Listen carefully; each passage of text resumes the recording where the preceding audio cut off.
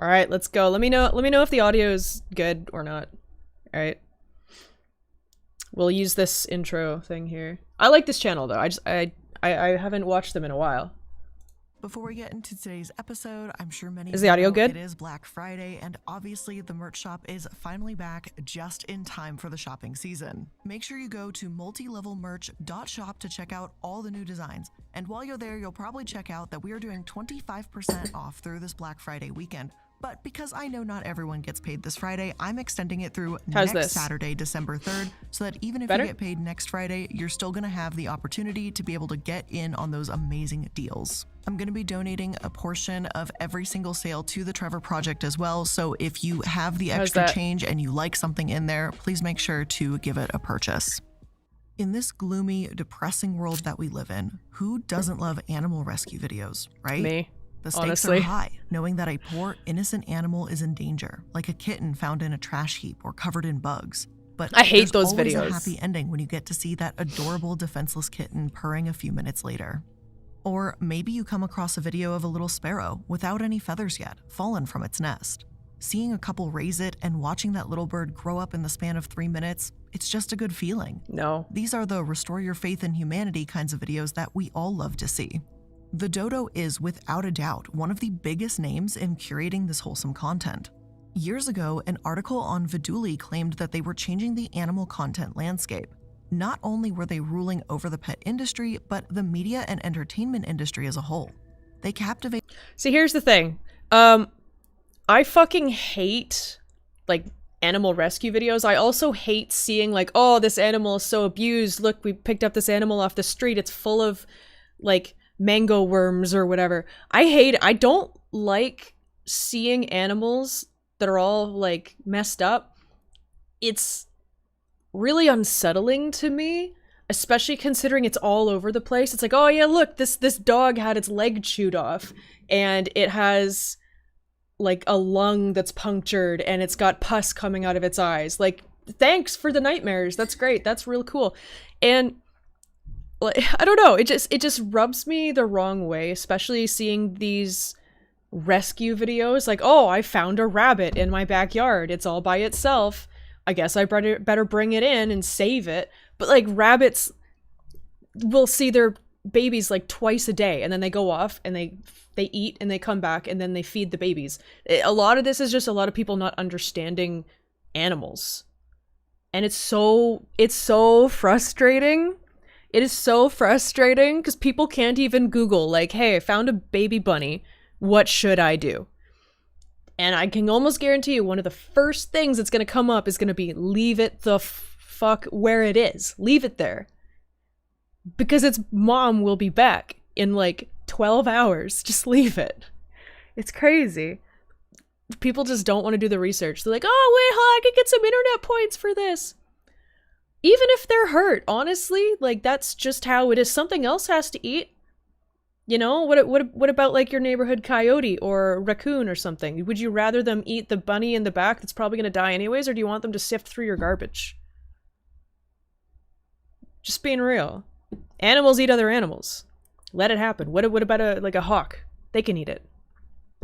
It's the circle of life. Yeah, we eat meat. Like, I don't know. Audiences with everything from stories of heroism to animal Halloween costumes.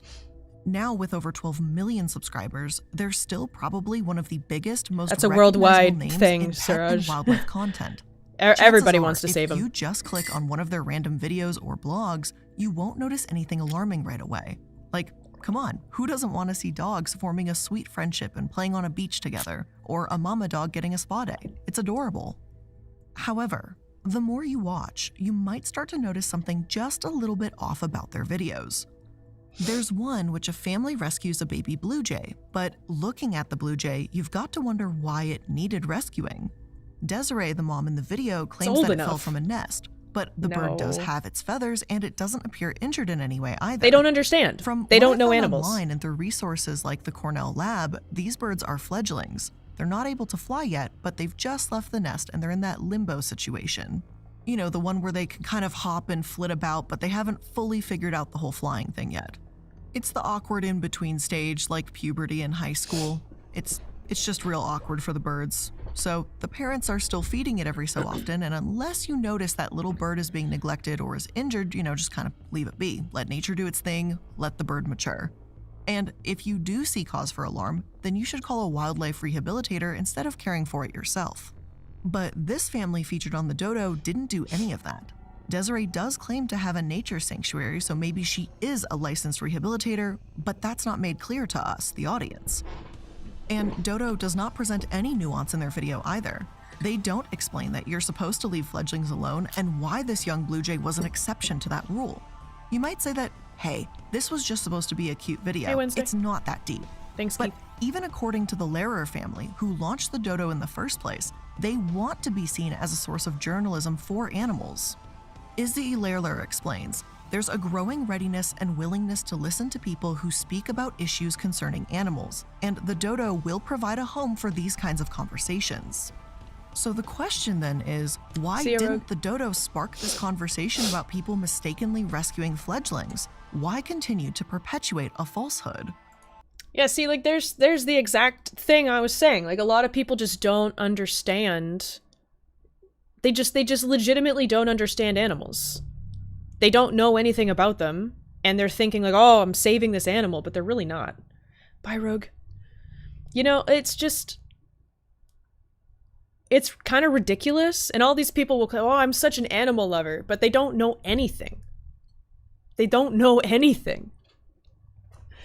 So they're just, I don't know, it just drives me bonkers. It drives me bonkers. All these people that want to, like, save the animals. It doesn't make sense. Like, they were even saying, like, it's a fledgling.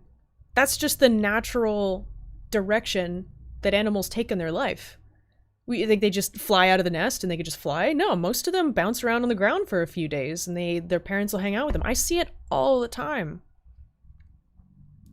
All the time. That's what they do. That's just what they do. Right, Sean? Yeah, just little awkward little budding budgies and shit. They don't understand. People don't get it. I love animals so much. I love them, but I don't know anything about them. It's bizarre. It is bizarre. And then they see these videos and they're like, oh, they're doing such a good thing. Oh, they're so good to the animals. Wow, I wish I would have a chance. And then all these people will be like, oh man, I hope this happens to me. I would love to rescue an animal. All these people that want to have animal sanctuaries and then realize it takes a lot of work and like a medical license, and you need to have a facility, and you need to pass all these like regulations, and you need like it's not just taking care of cute animals. It's a lot of death. A lot of these people deal with a lot of death. A lot of wild animals have like parasites, diseases, all this crazy shit. Like, there's armadillos that carry, like, leprosy, and they're just in Texas. It's not some far-off country. Like, there are very real problems with wildlife that can make you very ill, and a lot of people also don't think about that. I just don't know why people hate mosquitoes, so I started breeding them. It's true, though. Like, so many of these animals are just, they're sick as well. And you're not equipped to deal with that. Like, I know people that have gotten sick from handling wild animals. It's crazy. It's crazy. There was a video that I watched a few years ago, and there was this girl that got bit by a raccoon. And she ended up having to go to the hospital immediately, and they had to amputate her arm the same day she got bit by the raccoon. They managed to save her nerves, and they repositioned them here. And then they gave her a robot arm where her nerves were connected to electrical rods in the arm, and she could feel with her robot arm. But the point it's a very cool video. I think I have it in my playlist on my main YouTube channel. But she literally had to have her arm amputated the same day. How can a raccoon do all that? All the nasty shit that's in their mouth, all the bacteria, like, it's crazy. Wild animals can fuck you up. It's not a joke.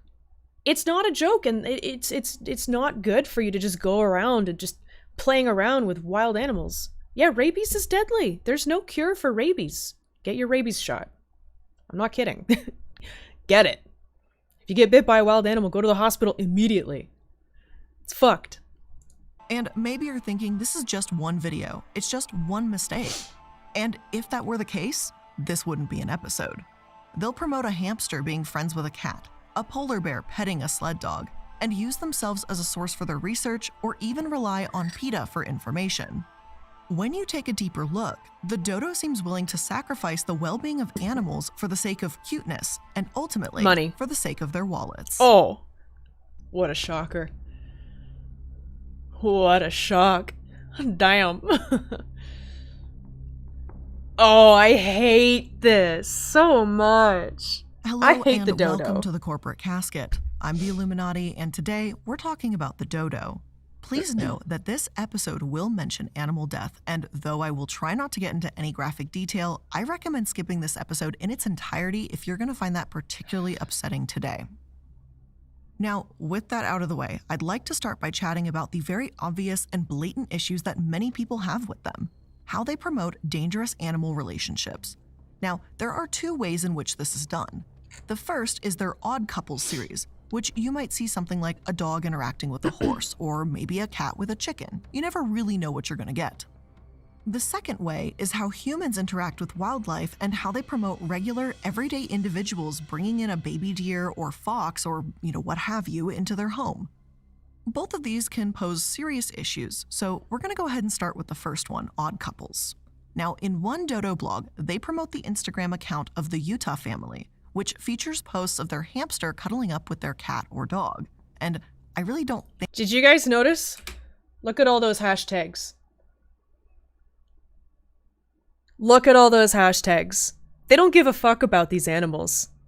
They just want to put the animals together to get the clicks so they can get attention.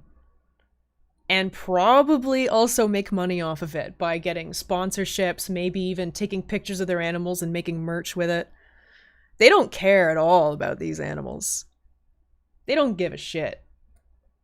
They don't care at all. Also, crazy thing. There are a lot of animals that are deadly to each other, even if one is not necessarily trying to kill the other. So I'm going to teach you guys something cool. So cats, I found this out firsthand, actually. Cats have a bacteria in their mouth called Pasteurella, and it can be quite deadly. Even if they lick a bird and the Pasteurella gets into the bird, it can kill the bird. It's designed to kill, especially birds, because birds can get away, so they want the bird to fall sick and just so they can eat it. I mean, it's, it happens. So even if a cat just licks a bird, it can kill them. Maybe I haven't worded all that perfectly, but it's kind of crazy. So years ago, I got bit by one of my cats, and I was trying to give her a bath, and she was very upset, so she bit my finger, and I got a Pasteurella infection in my hand. I was in so much pain. I couldn't sleep. I went to, it was late at night, and I stayed up all night with throbbing pain. I went into a walk-in clinic the second it opened. After not sleeping at all, I walked there and waited for it to open. And I went in and I showed them my hand. I said, I got bit by my cat. I'm in so much pain. I don't know what to do. They panicked, and they scheduled an x-ray for me. They got me on antibiotics immediately. They got me on painkillers. They got me all this stuff. Like, cat bites are so serious, and that's mostly just their saliva. I couldn't use my hand properly for half a year. I couldn't play video games properly for half a year. Bye, Mamalta. Have a good one. Why the x-ray? Because if they broke into the bone and it got into my marrow, there was a good chance I would have died. So they had to x-ray to make sure that it didn't penetrate the bone. Should we release Bing back into the wild? Hell yeah. Good luck. Dude, it sucked. It sucked so bad, because it was my index finger too. It was brutal. Like, I could still kind of play games, but not to the degree that I would enjoy. Like, I couldn't use a controller properly because typing sucked. Oh man, it was a bad time. It was a really bad time. Pasteurella is insane. It's like milk. Milk is pasteurized because there's Pasteurella potentially in the milk that you might drink. So that's why they pasteurize it. They heat it up to kill the Pasteurella bacteria. That's why milk is treated and why you're not allowed to buy raw milk. You know? I don't know. it's a lot. It's a lot. Yeah. Nature's scary. But yeah, so like even just having a cat and a bird together is dangerous, even if the cat doesn't try to kill the bird. Oh, there's a lot of processes that can kill the bacteria. Like you can pressurize it and it will make the bacteria go. Well, see, Pasteurella is not in all milk. A lot of farmers like test their milk for Pasteurella, and like if you have your own cows or your own goats or sheep or whatever, you can drink your own raw milk. It's just illegal to sell unpasteurized milk because the government doesn't want to take a chance on there being Pasteurella in it, even if they do the tests. Maybe, Siraj. Maybe over there in the UK, but you can't legally buy unpasteurized milk here in North America. I know in some places in Europe you can though. Yeah, the Amish can drink it, but that's because they produce their own milk. A lot of the time, like they'll test it and make sure there's no Pasteurella in it. And there are non-heat ways, like you can pressurize it to destroy the bacteria. But yeah, I mean, for the most part, Pasteurella is not in all milk. It's just if a cow ends up getting infected with Pasteurella, which happens a lot, then there can be Pasteurella in it, and the big milk companies aren't going to take a chance. They're legally not allowed to. And the Amish go by different laws anyways. Carbonated milk is safe. God. We're going to end up soda streaming milk at one point, aren't we? Fuck. Yeah, I don't like drinking milk. I do like cream in drinks though. But anyways, let's get back to the video. Which features posts of their hamster cuddling up with their cat or dog. And I really don't think I should have to explain in detail why this is not a great idea. It's not a good idea. Here we go anyway for the sake of explaining, I suppose. Now, even if your cat or dog has a low prey drive and doesn't seem interested in attacking your hamster, you can't actually be 100% certain that they won't change their mind. And you're very likely causing your hamster unneeded stress by putting it in that scenario in the first place. Almost any resource that you look into about hamsters says this, and I was actually really just shocked by just how open and easily available that information is. Now, I do not own hamsters, never have, never will probably. It's just not the pet for me. That's okay. But one of my writers on staff does have a hamster named Ham, very adorable might I add, and they know a lot about hamsters. So when we started to take a look at the Dodo, this was like one of the top of mind things for them to bring up was like, hey, did you know? And I was like, no, I did not know. So when we dug into it and looked at a whole bunch of sources for how to take care of a hamster and everything, this was kind of like a big obvious thing, like don't bring your hamster around other larger pets, they're terrified. Now, those that say hamsters and cats can live in harmony talk about how you can train the two animals to tolerate one another and be okay in the same room, but not how to get them to... What the Can cats and hamsters coexist in harmony? What can I do to help my cat and hamster live together happily in my house? Keep them in a separate room and don't let each other know that they exist. You don't want the cat to know it's there, and you don't want the hamster to know the cat is there.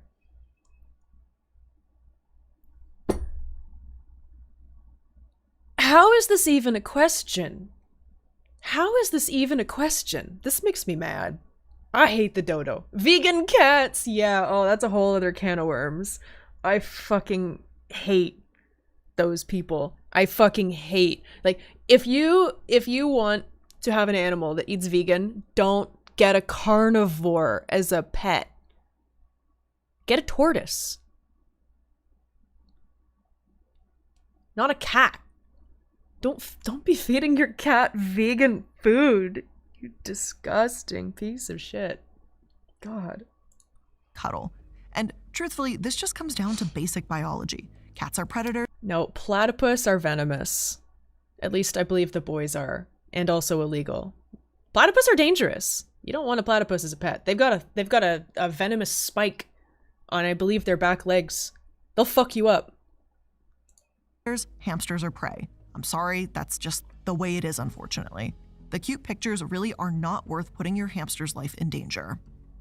The dodo does the same thing with reptiles too, though. They show cats and bearded dragons as best friends, the cat even batting them around with their paws. And again, risking your animal's life isn't worth a cute video. Cat scratches can be especially dangerous for reptiles, by the way, because of the bacteria in their bites. So it would only take one attack for a potential infection. As one bearded dragon site puts it, prevention is always better than cure. You're far better off not allowing them to interact in the first place. Exactly. And again, it's not as if this information is hard to come by, like, at all. Victoria Rachel is well known in the hamster community and has a whole episode dedicated to explaining how she keeps her hamsters safe from her cats and how they do not interact whatsoever. At the end of that episode, she says that if anything, if you can get away with your cat not ever knowing you even have a hamster.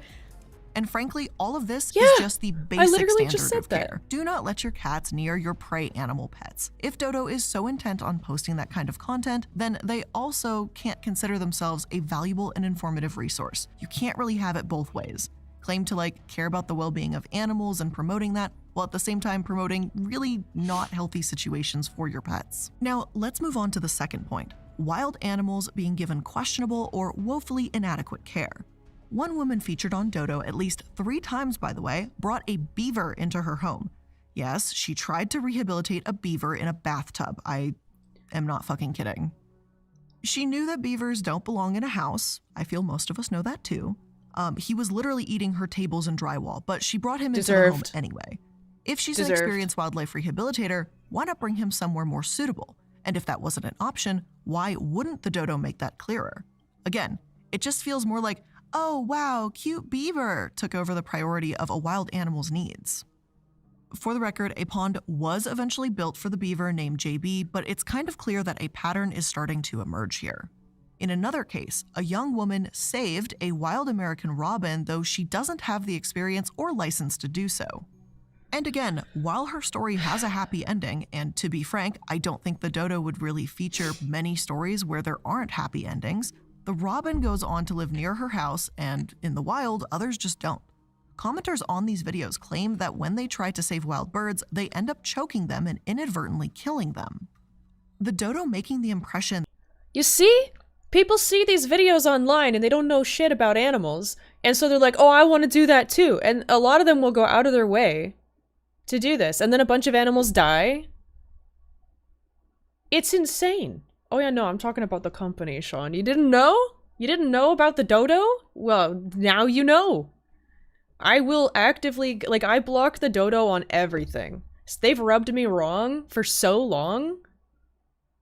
All these rescue videos, they literally, they just, and more. There's a lot more. I've blocked the Dodo on everything because I just don't want to see it. This is just proving my point. And that rescuing animals is so easy that anyone could do it is just not the reality, and it sets a pretty dangerous precedent. A Change.org petition from licensed rescuers pleads with the public to sign it, to tell Dodo to stop encouraging this kind of care. In part, it reads, "It's equally concerning how many commenters admit to trying to save a wild bird or animal themselves. Many descriptions amount to what is considered imprinting behaviors, and even behaviors that translate to stress. One commenter even shared how they're— Speaking of stress, okay, sorry, I know I keep pausing, but I have a lot to say about this because I love animals and I actually researched them and spent my whole life learning about animals. A lot of people don't understand stress responses in animals as well. Like when people are petting reptiles and they're like, oh, he's closing his eyes, he likes it. That's actually a stress response. If you're petting your bearded dragon and he's like, that's not him liking it. That's him showing stress. Same thing with monitors. It's crazy. A lot of lizards in general, they will close their eyes when they're stressed. Oh, ducks can very easily imprint on you. They're probably one of the more safe pets that you can get. That's a wild— if you get a domestic breed, especially. If you raise a duck from hatching it, it'll follow you everywhere for pretty much its whole life. But they're one of the easier ones. You know, they've been not truly domesticated, but they've been cultivated for long enough that you could have them with you. I've heard some animals can go cannibal if they're under enough stress. Yeah, depending on the animal. I mean, some animals will just be cannibals like pigs. Pigs will eat anything. I've got a pig named Cookie. She will eat anything except raw mushrooms. She tried to eat a dead rabbit that was in my backyard before. I almost threw up. It was horrible. Oh, tons of spiders cannibalize. Tons of animals just do it. I think the only real animal that eats meat that frowns upon cannibalism for the most part is humans. A lot of other ones don't care. Oh yeah, cassowaries, they're probably one of the nastiest animals on the planet. Imprinted wild bird followed them around the yard until it was run over and died. Oh! Those who truly care about wild bird or animal welfare should give them their best chance. Not only are people actually trying and failing to rescue wild birds, but they're even breaking the law by doing so. Yep. Migratory birds like the American robin are protected under federal law, making it illegal to attempt to rehabilitate this injured or orphaned wildlife without proper permits. I've got no idea just how many people featured on the Dodo have these kinds of credentials, but if the Dodo is so intent on becoming a valuable source, shouldn't they be the ones explaining this? Shouldn't they put some kind of "please don't try this at home" warning on episodes? If you really give a shit about helping wildlife, there are many fantastic ways to do it. You can volunteer for a licensed rehabilitator near you for starters, and you'll know that you're getting an education and experience to aid animals in the right way. 100%. Overall, I think this speaks volumes when wildlife rehabilitators are speaking out against the Dodo. In a way, it says that they've failed in their mission. The public might love the cute content, but when you have people directly involved in a community telling you that you're causing more harm than good, I think it's time to look inward. I've seen cancer survivors speak out against Think Pink, people with autism speak out against Autism Speaks, and now wildlife rehabilitators speak out against the Dodo. Not all are doing harm on the same level or in the same way, but they're all lacking basic self-awareness of the community they claim they're trying to help. Unfortunately, their involvement in the wildlife community goes deeper than being oblivious. It can be misinformative and dangerous too.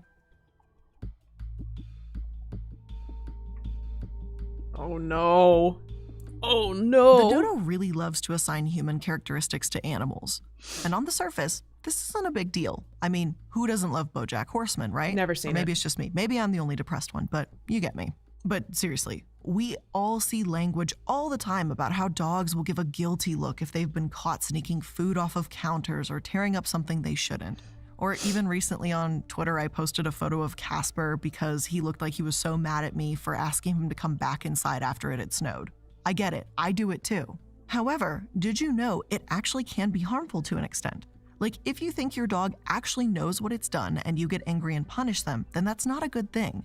But that's true. A lot of animals have absolutely no idea that they did something wrong and they're just more so scared because you're angry. That is very true. They don't have the same brain as us. A lot of them cannot process emotion and thought in the same way that we do. They have no idea what's going on. Oh, I've no doubt that, like, some dogs definitely can understand that. But, like, 99% of animals have no idea what the hell is going on. the Dodo takes this one step further. They actually published an article and viral video a while back showing a polar bear petting a sled dog, and I say petting in quotation. Oh no, I remember this. Oh no! I remember this! This was a big deal! Of course this is in this video. Oh my god. I'm just gonna let her. This was bad. This was bad. This was really bad. Marks here. Apparently, they said that even a polar bear couldn't resist petting such a cute dog, which isn't a lie, but it's a pretty messed up lie to perpetuate when the polar bear actually ate the dog afterwards. Yeah. I missed that detail. The owner of the sled dogs used to actually feed the polar bears on their property in Canada, and the one night they hadn't, the polar And people think us Canadians are so smart and cool. bear decided it would find its own meal. Not only was the owner, Brian Ledoux, wildly irresponsible here, but according to the Washington Post, he was, quote, a target of animal rights activists and conservationists who decry his chaining of dogs and luring of polar bears for tourist photo ops. But I guess since the polar bear and the doggo were just so freaking adorable together, that made it all fine with the dodo. Who needs context when you have cuteness? That apparently seems to be the dodo's motto.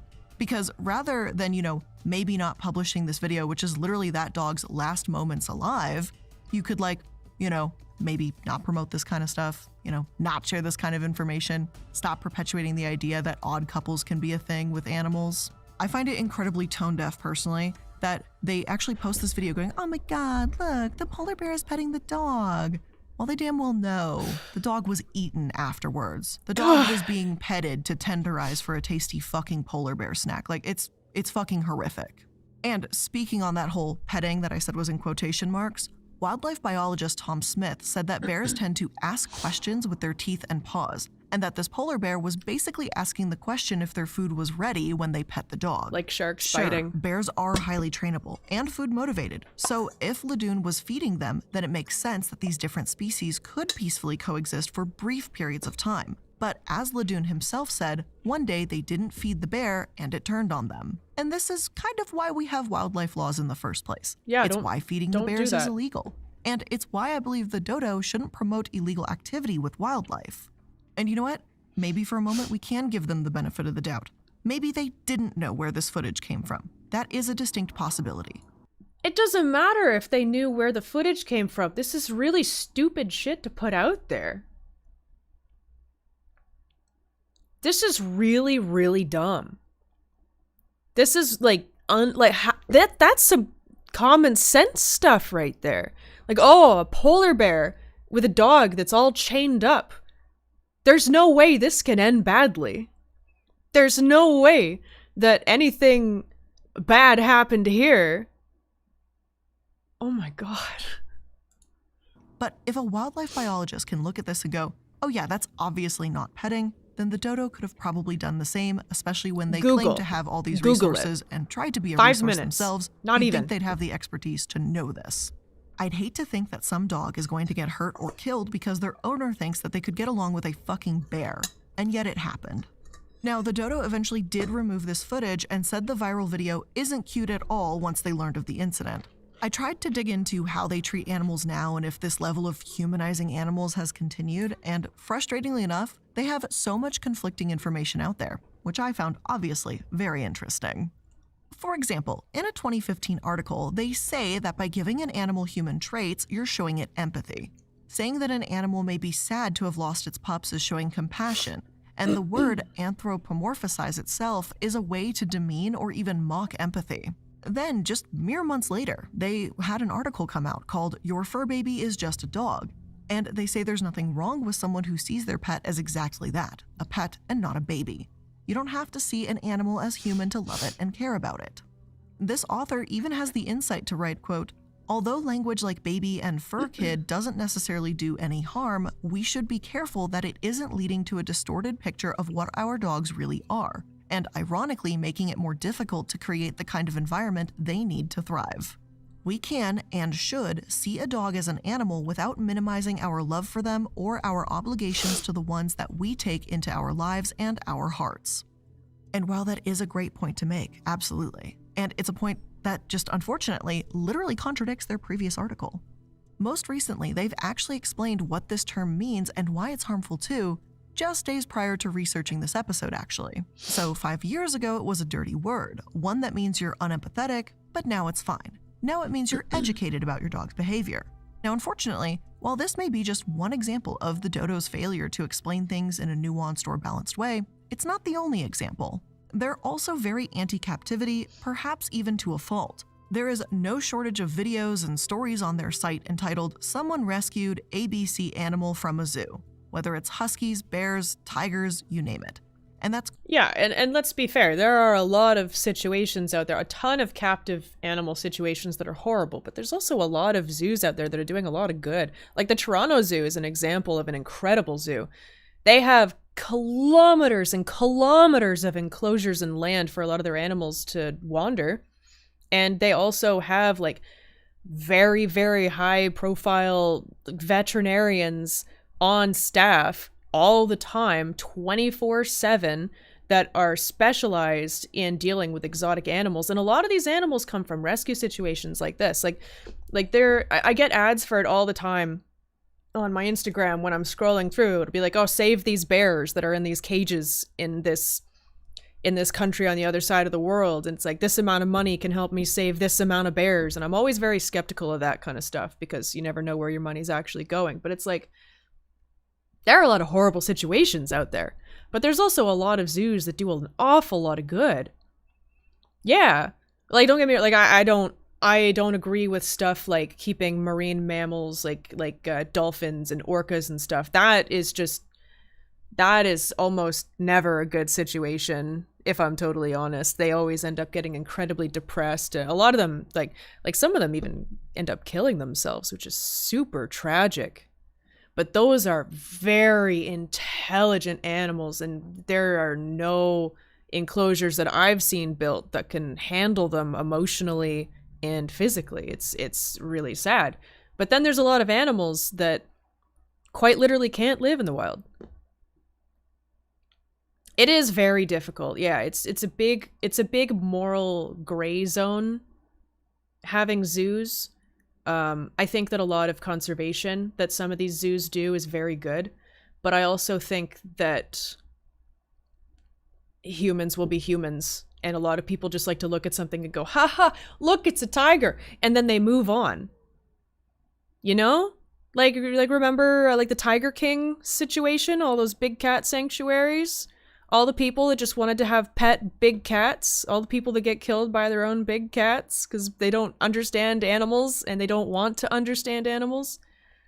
Like, I remember when I was watching Tiger King, I was just thinking like, wow, these enclosures are horrible. Like, that was a bad place. And then that other guy, that like cult leader guy that was just breeding and breeding and breeding all these big cats, and just there were so like that's a bad environment. Those are bad people. Those are bad people. Just straight up. Those are horrible people. Zoos are a tricky one because I think that the vast majority of zoos are not very good. But there are some zoos out there that are doing really good things. Conservation efforts, a lot of them also raise an awful lot of money for wildlife conservation. There's a lot of rehabilitation. There's a lot. I mean, and a lot of these places do give endangered animals a good chance of at least still being able to exist, considering us as a species are destroying the planet a little bit more every single day.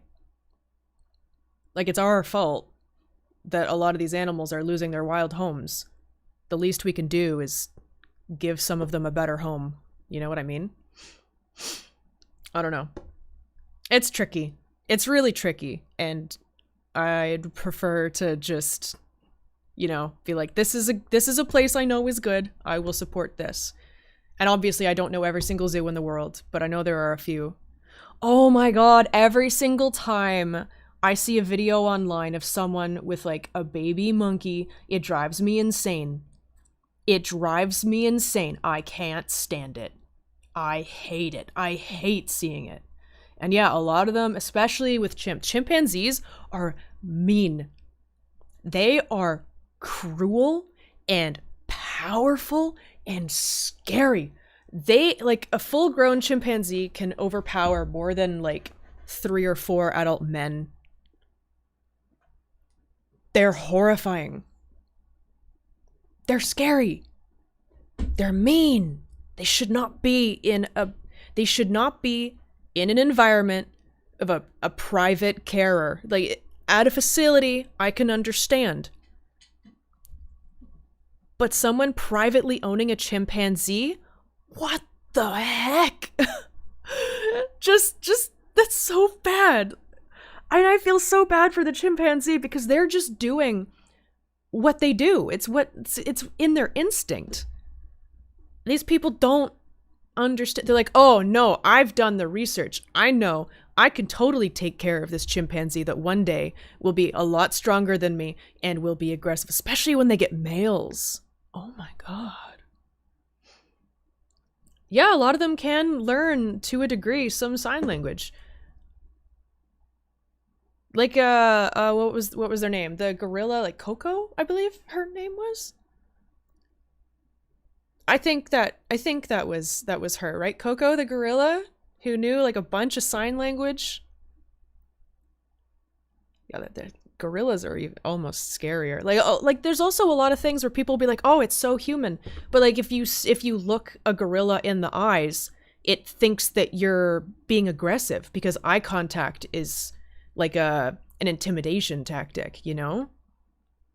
So like you can't just treat them like people. And a lot of people are just really dumb about it. Anyways, let's carry on. We're a little over halfway through the video. We should finish it at some point. I have a lot I could say about animals. I have a lot. And that's why I wanted to watch this video. It's true, Bridges. Some people think you're being aggressive even when you're looking them in the eyes. Yeah, for humans at least, it usually depends on how you do it. But like there's literally zoos where they will give you sunglasses that have eyes that are facing away so that you can look at them. Because if you look at them, they'll feel threatened.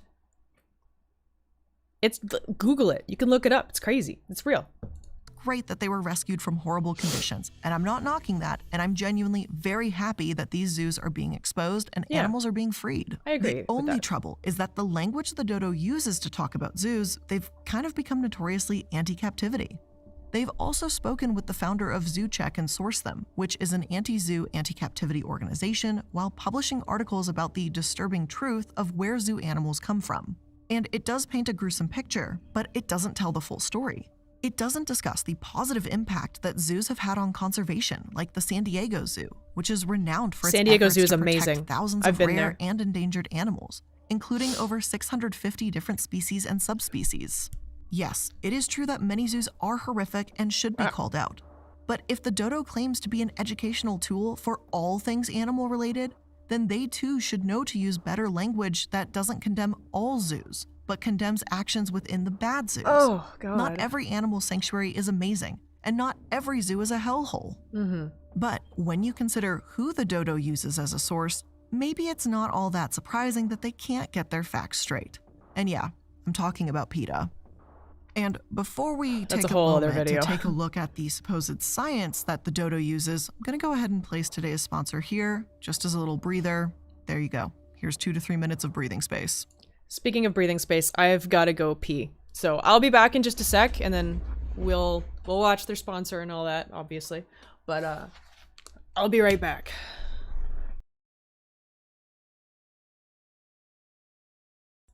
I'm back. Coco the gorilla had an IQ between 70 and 90. Yeah, that's crazy. Although I don't know. I guess it's also like. I guess that's a good. Well, I don't even know if that's a good way to determine if an animal is smart or not. But Coco was very, very, very, very smart. Yeah, okay, man. PETA doesn't approve of red lipstick containing carmine, apparently. That's crazy. Telling us we need to eat more bugs? Yeah, they don't know what they're... Yeah, I don't know. I don't know, man. And thank you, Static Shock, for the raid. How you doing? What's up? How are you? It's true. She does have quite the triangular head. Alright, let's get back to the video. I've been good, Static. I've been good. We're watching a video about the dodo. The company. The shit-ass company. Alright.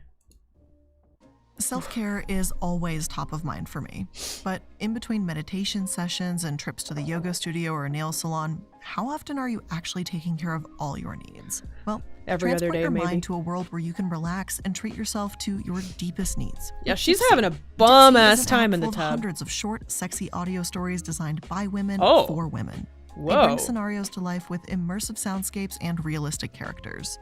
And racially inclusive, Dipsy has stories for straight and queer listeners, and 56% of stories are voice acted by people of color. New content is released every week, so in between listening to your favorite stories again and again, you can always find something new to explore. There and you for go. listeners of the show, Dipsy is offering an extended 30-day free trial when you go to dipsystories.com/casket. That's 30 days of full access for free when you go to dipseastories.com/casket. dipsystories.com/casket. With Masterclass, you can learn from another the one. world's best minds, anytime, anywhere, and at Masterclass your own actually pace. seems like You one can of learn those that would modern be Japanese worth cooking paying with for. Miki Yakayama, which I highly recommend. You can learn more about wine and learn to appreciate it with wine appreciation courses from James Suckling. And you can learn Suckling? His creativity last and name is leadership with Hannah Suckling? Wintour. Hell, I believe there's even a course I wish my last name was Suckling. What a fucking great last name. Oh my god. I want to shake his hand. Actually, no, I want to give him a hug. My hands are too clammy. right now with Kris Jenner, so for some reason if you want to learn something from Kris Jenner, you can do that too. With over 180 classes from a range of world-class instructors, that thing you've Not to get political, but Bill Clinton teaches inclusive leadership?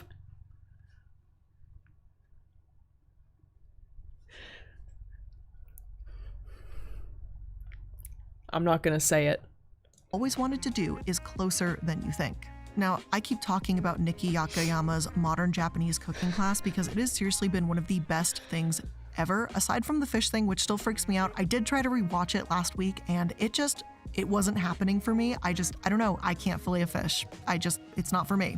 But her other classes, especially talking about, just how to kind of organize your space to make sure that you're preparing to prepare your dish the right way and stuff like that. Honestly, has it's been pretty really important. helpful and really mindful. I'm really very enjoying mindful of that. And the best part about a masterclass experience is that it's not necessary to sit down and consume a full class from start to finish, like right then and there.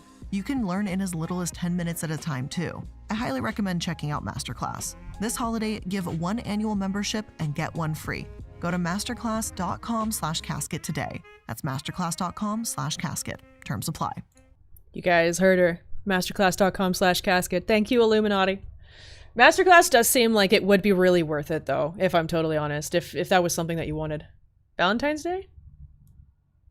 Well, this video came out a couple months ago. I don't know if this is still available.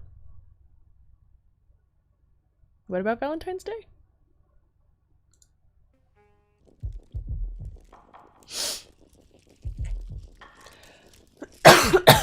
The Dodo, frankly, sucks at journalism. I know that might sound questionable coming from an internet triangle, but let me explain. True. They say that the struggle of an animal is adorable, laugh at a dog high off of pot brownies, and post videos of I hate that. Oh my god. Okay, when people like if their animal eats something that's like not good for them and they're just like, "Oh man, look, my dog's all fucked up." Like, bring it to the vet. Put your phone in your pocket and bring your animal to the vet immediately. The fuck's wrong with you? corgis dressed up and competing in games. If they really just want to focus on the cute little silly videos, that would be one thing. But I need to remind you what their founder said when creating the company, because in case you don't know, here it is.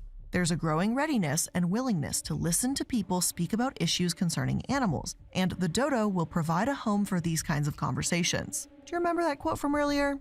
But sure, I guess laughing at a dog that could literally fucking die from ingesting chocolate marijuana brownies is a great way to spark that conversation, right? Now, their views also frequently fall in line with, you guessed it, PETA. They'll publish articles by Ingrid Newkirk, PETA's founder, on their site. I think that anyone who's been around for any length of time, at least kind of listening to my content, you're probably fairly familiar why I dislike the country's largest kill shelter. Excuse me, I meant PETA. Hence why I find it wildly hypocritical that anyone claiming to be an advocate for animals would actually stand with them and reference them.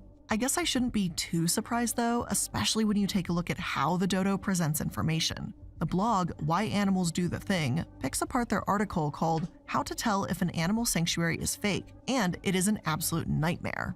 They say that sanctuaries shouldn't breed animals on purpose or allow guests to come in contact with residents, both important points. But then they turn around and write, wild animals aren't obedient and usually can't be trained without negative reinforcement, which means whips, shackles, food deprivation, or other questionable methods, even if the keepers tell you otherwise. And that's patently untrue. Wild animals won't be domesticated overnight. That's a long, selective breeding process that humans did with dogs and livestock and other animals. But taming a wild animal doesn't mean you have to fucking starve it. Shouldn't the Dodo know this, considering they've got so many videos of wild beavers and birds living in people's houses? If you're as alarmed by this quote as I am and click on the link they use as a source for information, you'll actually find that it links to another Dodo article about an abusive zoo. I guess because one zoo used these horrific methods, it means all zoos and sanctuaries do too. Not only is the Dodo using themselves as a source, which is funny in of itself, but it also doesn't even seem like a relevant source in the first place. And how do you source yourself and then source yourself incorrectly too? That's What? just comical. Wait, what? And this actually happens on numerous occasions. Only 2, and just 2 out of their 21 in-text link sources go anywhere aside from another Dodo page. Wait, Not only do what? they surround fact with misinformation, but they miss gigantic pieces of relevant information too. This Dodo article is supposed to be about how to tell the difference between a real sanctuary and a scam, right? So then how come their article completely fails to mention the Global Federation of Animal Sanctuaries, an accrediting agency whose literal job it is to do this? As the blog Why Animals Do the Thing points out, this massive oversight shows that the author, and in my opinion, the Dodo themselves, know so little about this topic that their research really shouldn't be trusted. Out of curiosity to see if the Dodo was still doing this, I clicked on one of their most recent articles about pet health, a topic where it's very important to get your facts right. And here's what I found. Their first link led to another Dodo article. Their second led to Dodo Vet, their new 24/7 vet care service. Since it's new, I can't really comment on it yet, but needless to say, I'm really concerned it exists in the first place. The 4th, 5th, 6th, and 7th source also all led back to the Dodo, 3 of— Wait. So you remember in school when they're like, hey, you gotta cite your work. They're just citing themselves? They're like, oh, trust me. Trust me. Just trust that I know what I'm talking about. It's alright, I cited myself. We're all good. We're all good. You see? Yeah, source, me. I'm totally right. You wanna know how I know? Because I said it.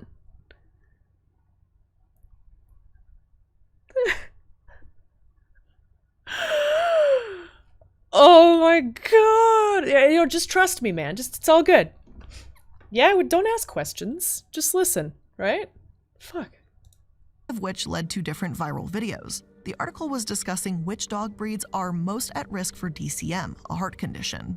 Rather than back their information up with studies, the Dodo found it more pertinent to show you cute videos of those breeds instead. The 8th link led to the Dodo, the 9th went to a study posted by the FDA, so congratulations, an outside source, but then the 10th and 11th all went back to the Dodo. So just one link, one went to a study, just one. Out of all of the source, only one? Oh my god. Don't list Wikipedia. Yo, Wikipedia would be a more reliable source than the Dodo.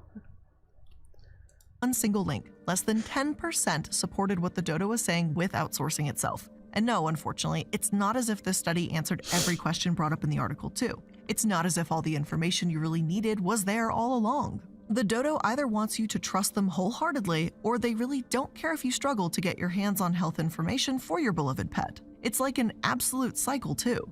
You could click on a Dodo article to educate yourself, and then end up in a different article they source, and keep repeating that loop endlessly just because they won't stop linking them. Do they have ads though? Oh my god, wait, do they have ads on their platform? So if you go to click on any of the sources, it just brings you to another page on the site where they just end up generating more money? It's genius. I mean, it's bad, but it's genius. Wow.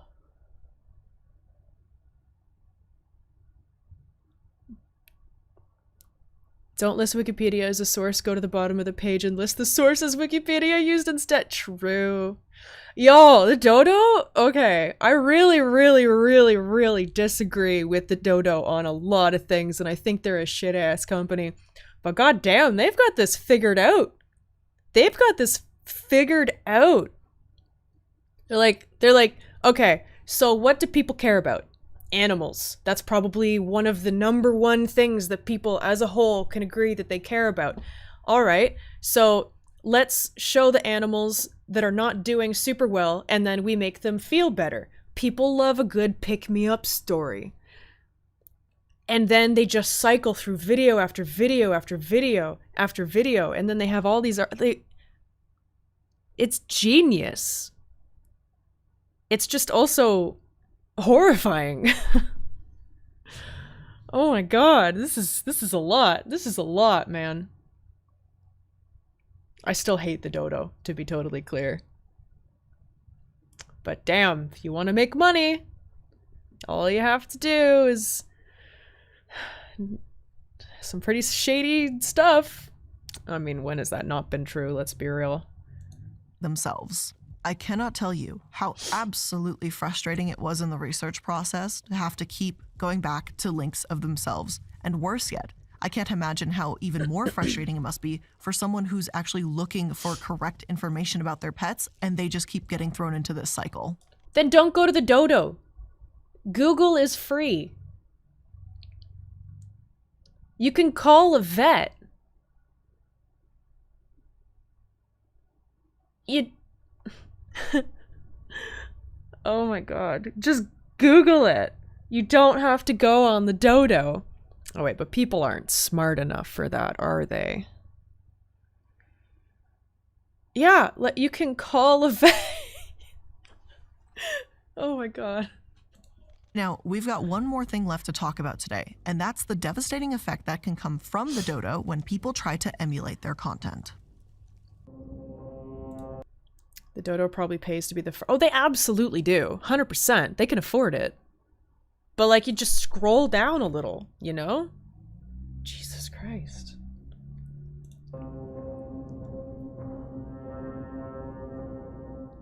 We've touched upon it briefly. Commenters claim that they too have tried to rescue wildlife, but often because they're just not knowledgeable enough, they fail and the animal might die. Yep. Unfortunately, there are also those that will try to record it because, hey, maybe they can make some money too. Aren't we all trying to make money? In a cage with a gibbon just so they could come in and rescue the gibbon in the nick of time. So yeah, putting animals in danger for the sake of recording fake fucking rescue videos, that's a thing that is real apparently. And yeah, while it's I very can't say real. I'm surprised, I'm definitely disappointed and infuriated.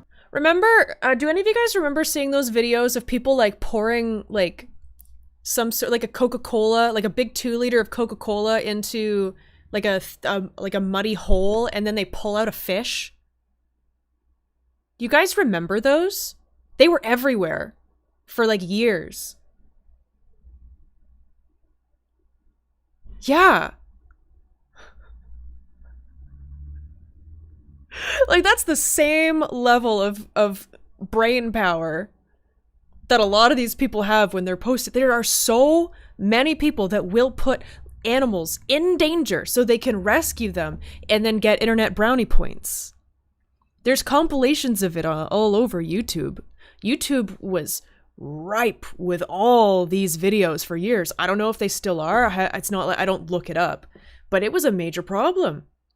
How does it work? That's the thing, it doesn't. It's literally just, they dug a hole, they put some water in it, and sometimes it's like a little tunnel, and there's a guy with an arm reaching through underneath, pushing a fish through. They put the fish in there, or they have a guy holding it, and they just have him off the camera, and then he pushes the fish through. And then they get the fish, and they're like, oh, I have a fish in this hole, wow. I know, like, I don't understand, but they would have millions of views. Like, some of them, tens of millions of views. I don't understand it either. But they're literally just pouring this acidic beverage into the water with this poor fish. Yeah, it's crazy. People are insane. But it makes money, so people don't care if animals are hurt. Or like people, like, I remember this video a long time ago of this kitten that was covered in cement.